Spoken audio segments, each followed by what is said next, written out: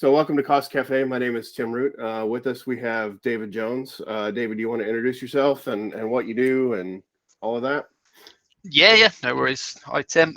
So I'm Dave Jones, currently Global Head of Costing for Sodexo, which is a food and facilities management company. I'm primarily focused on FM facilities management side. So a background before was a weapons engineer in the Navy for 12 years on subs. Which is interesting. Wanted to do something different. Left there. Stumbled into estimating and costing after a couple of roles, trying to find my feet. I was, when you're a teenager trying to work out what you want to do, it was sort of like that position when I left. So yeah, got into costing, got a cost engineer role with the MOD, and then different sectors and roles, but led me to where I am now via some consultancy roles, working on HS2, where I got into benchmarking a lot more, and then stood up was the Cross Wile group at the time. Now it's Pace Group, which is great. It's got all the government departments in, so it's that trying to foster that collaboration, which is what I'm really keen on. And now, whilst being at Sodexo, I've stood up a group with a Costi, the Estimating and Cost Intelligence group. Jerry's part of that. We're on LinkedIn. That is a webinar later on today. But yeah, that's to now I'm in the private sector, is to try and get like the private sector like equivalent with academics, professional bodies, industry.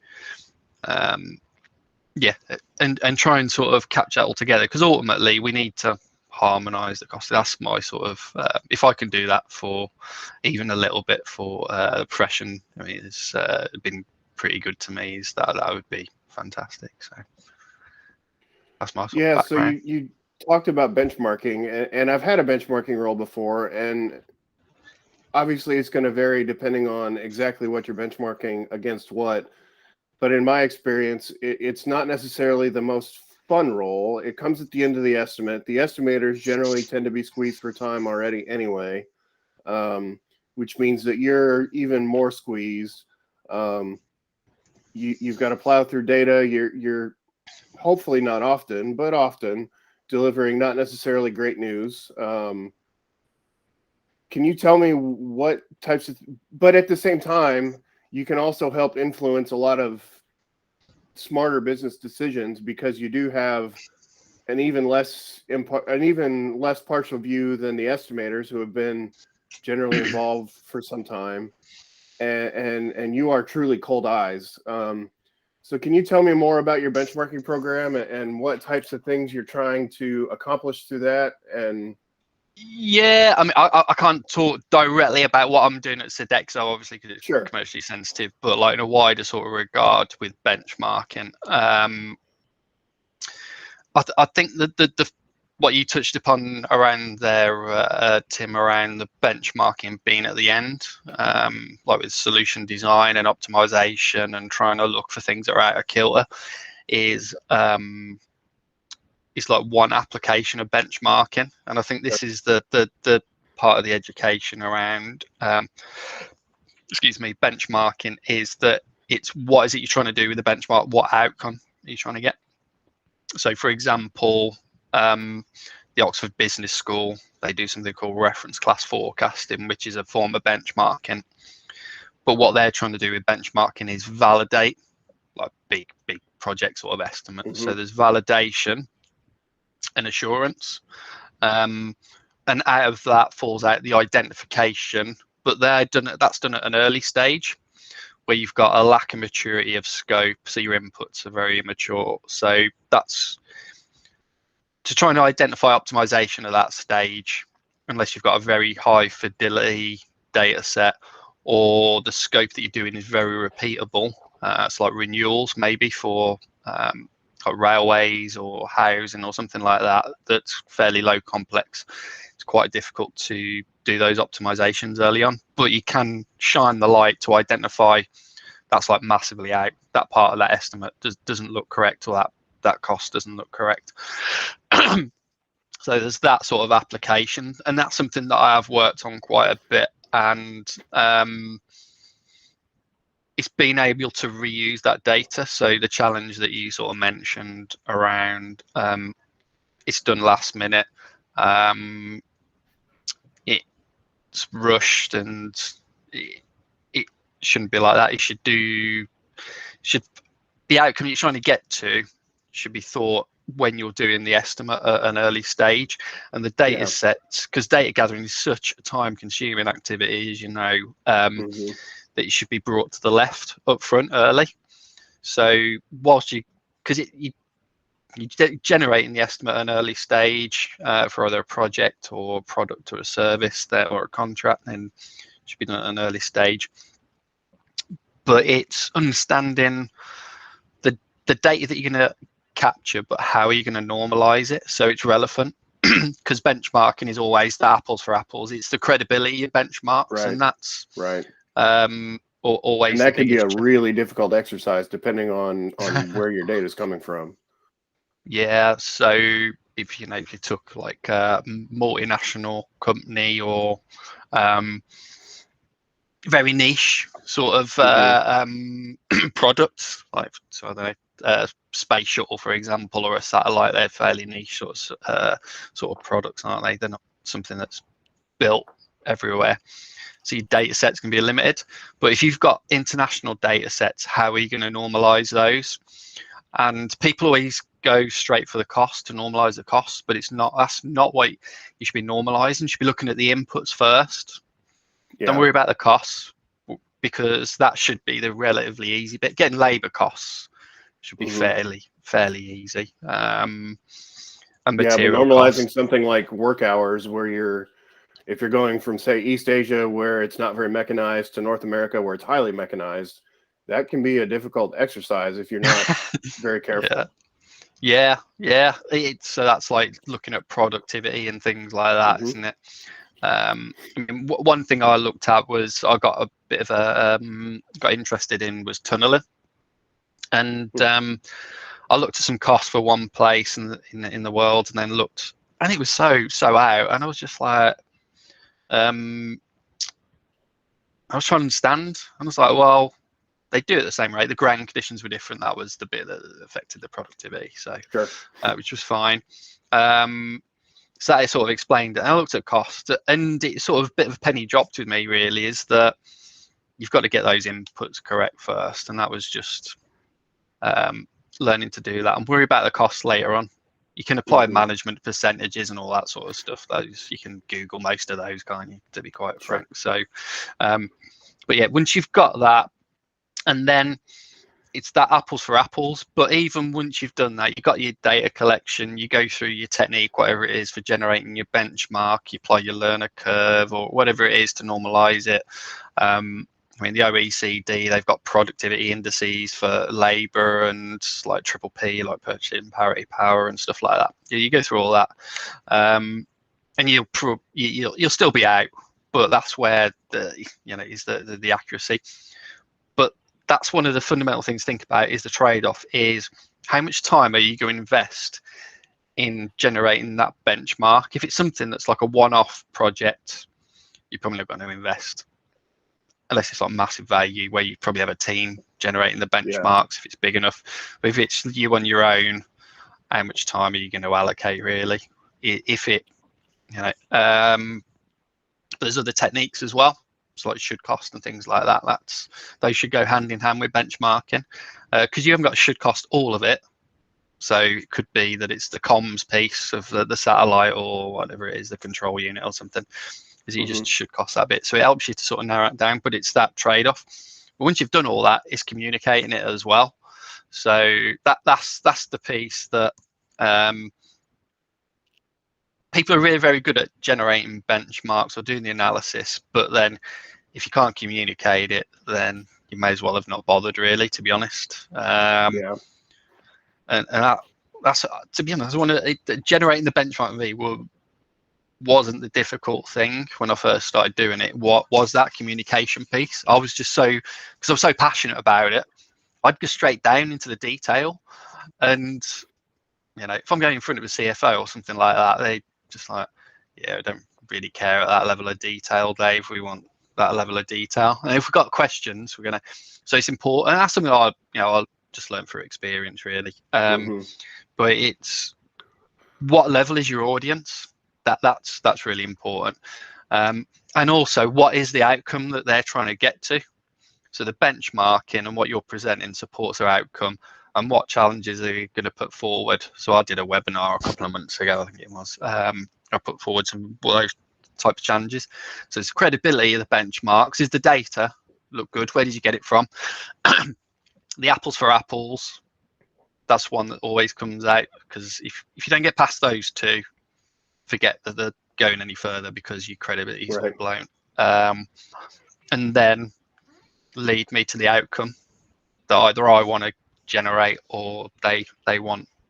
So if it's a validation of an estimate, and you find something out of kilter, doesn't look in the range, tell me why.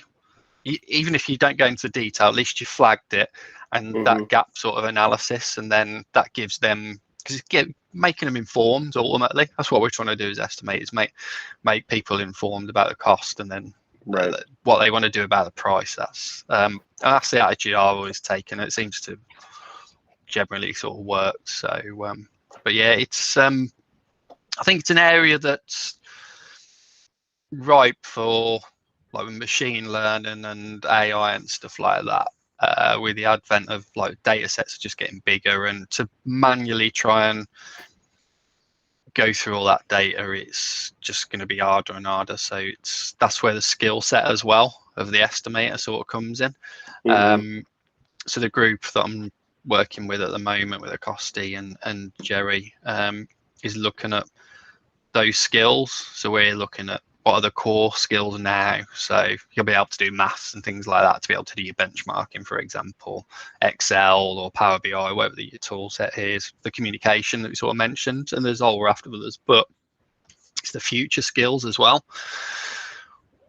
But it's putting it forward in such a way, so like the benchmark and things like that, that it gets people passionate about it, and they are interested, and hopefully like these type of things, that these sort of conversations to inform people, because it's probably an undervalued profession, really, to be honest, estimators. We can have such a massive impact on business's bottom line ultimately, or if it's public sector, their value for money case. That I was working on something a few weeks ago, and the question was who does costing? So who does estimating and who does costing? And this was to do with benchmarking as well. Part of that was benchmarking. I was like, well, so it's like finance, commercial, operations guys do benchmarking, sales, but like virtually everybody in the business in some form or another at a basic level, obviously. And I think it sort of opened the value of what we generate as estimators, cost engineers. But it's selling it to not just our seniors. I think that's sort of growing. That's, like these sort of calls and like what Jerry's doing and Acosti and RICS and all these sort of bodies.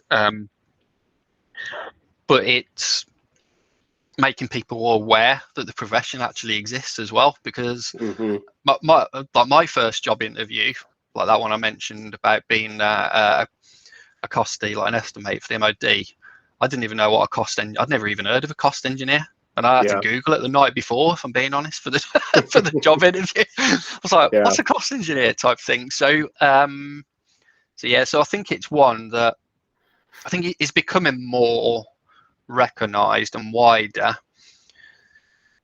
but it's still very niche in certain areas, so like automotive and big engineering sort of disciplines, really. But it, like when you look at construction, and it's starting to grow there, but there's not enough of us really to make it sustainable. I don't feel there's such a gap. I mean, you get a lot of people who turn their hand to it, but those specialists, I don't know whether you face it with where you work, Tim, and stuff, but I think it depends on the industry, not even the industry really. I mean, the company that I worked for a while had a lot, and but even within that company, it was how much people valued it really varied from person to person. Um, Not even position to position, but person to person. Mm. Some people, a lot of people kind of recognize, yeah, we need an estimate or management want to improve our project. And other people really understand the value that an informed, involved cost engineer can bring to the table. Um, Mm. But is it so because they don't understand what we do, or what the cost engineer does? Is that? I certainly think that's at least part of it. Mm. Um, and I do think some of that's on the discipline as well, because if you're delivering bad news or a message that whether it be a project manager or a line manager doesn't want to hear, it's very important, like you were saying, to make yourself credible, present the context in such a way that the unfavorable outcome makes sense, and also bring some potential solutions on, yeah, this is out of whack, but if we do this other thing, we can either get it back or at least make it closer to what we were expecting. Um, Yeah. and I agree that that's difficult, and especially as a when you're inexperienced, because presenting to your supervisor versus your boss's boss's boss, those are different presentations, right? With different levels of Mm. detail that's required, and I'm sure there are presentation classes that can help close that gap, but like you said, a lot of that is just experience based. Yeah. I think you touched upon like around that the value it's generated, and the estimator like is generally seen as the bearer of bad news, isn't he? To be honest, because Well, there'll be and that's part of that's just the nature of a cost estimate, right? The mm, planner and the business wants it to be lower. The project manager in general wants it to be higher so that they know they can come in on budget. So you're going to make somebody unhappy. The degree is how unhappy. Hopefully everybody's expectations going in are more or less aligned so you can mitigate some of that. But like you said, a lot of it, the quote hard skills of using the software to come up with a validated number and running it past technical experts for verification and validation, that's a lot easier to teach and that's a lot easier to learn. mm, The communication, and as much as I don't like having to use the word, I think there is a degree of salesmanship mm. on, this is my estimate, this is why I'm standing behind it, this is what we did. Benchmarking certainly I think is a huge validation exercise, or an exercise that can tell you that you just missed the mark. um, and the communication regardless, and I'm sure this is wider than just cost engineering, is huge. I think it's the how you convey that message, though, isn't it? But the opportunity, because the estimator or the cost engineer is so entrenched across all the functions, that it gives them that they sort of gives them insight into where potential opportunities are as well. Mm-hmm. So whilst they might be the bearer of good or bad news, um, they usually can identify some opportunities as well and flip some of those things that aren't in kilter, or conversely, you're gonna have to de-scope that, or redesign it or whatever type thing. Yeah. So it's that's the challenge with our role, isn't it? Unfortunately, is you try and please everybody, but you're never gonna. No. I think you got to be pretty thick-skinned as an estimator as well, haven't you? Yeah. Yeah. I mean, this is kind of tangential, but I don't know if I'll ever forget it. There was a non-discretionary project, so there was a set budget. Of course, they didn't tell the project team exactly what that budget was, so they kept kind of playing the shell game with the scope. The cost estimator would come up with a number, it was lower than what they could spend, so they would add some stuff, and then the number came out higher. And he was very frustrated, and I didn't blame him at all. But if you approach that differently and say, hey, you have a number in mind, let's be transparent with each other, not so that we can force an estimate to match a number, but so that we can work together to optimize what scope we can fit in that however many $1 million paper bag. And if you can communicate that up front, it tempers people's reaction to the sticker shock of what a number might turn out to be. Plus, it brings everybody to the table so that they know what in the world is going on in advance of the publishing of the estimate. Yeah, that's a key one you sort of said is like, what is that estimate going to be sort of used for? Not for budget or whatever. I don't know whether you've had it, but I've generated estimates before, and it goes through the ringer, and people go, I don't agree with that, don't agree with that. And if you're not robust enough and strong enough in your personality to go, no, that's not correct, then that estimate, how you started it, can be completely different. I don't know. And there's the internal business politics that can take place, or even just politics really around some of these numbers, or expectation and all those sort of things. And that's the one of the key things about I'm quite passionate about with estimating is the integrity sort of piece and your ethics. Is that when you generate it, you go and do it to the best of your ability, obviously, whoever it is. No, I don't think people go to work to do a rubbish piece of work, do they? So you make the assumption that it's a good, you've done the best that you can, and you go through it, and you've got to be quite sure of what you're putting forward. That's where the benchmarking sort of comes in for me, is that if you've got a decent data, if you've done multiple methods as well of estimate to triangulate it, make sure that based on the scope that you've got, it's as good as it can be. It brings all that in. So I think if I was starting off again as an estimator, I'd look at it, and if I saw this, I'd be like, oh, it sounds like it's a nightmare. But it's not, because it's one of the most rewarding things as well. Once you get it right, because I did an estimate about quite a few years ago, and actually the number that I said it was going to be, I think I was in like 2-3%, and that was like an early door sort of estimate. So I was quite proud of that. So once you get things like that come off, it is quite I should have put a bet on it, to be honest. but it's those type of things. It's it's not a job for everybody, is it? You've got to be interested in maths and engineering, and quite a challenging and quizzical sort of personality. But I think it is very rewarding. Everybody just needs to sit around the table. Yeah, thrash it out. It's easier said than done, isn't it? But, yeah, that's all I could say, really, to be honest, Tim. I don't know. No, it sounds good to me. I definitely appreciate it.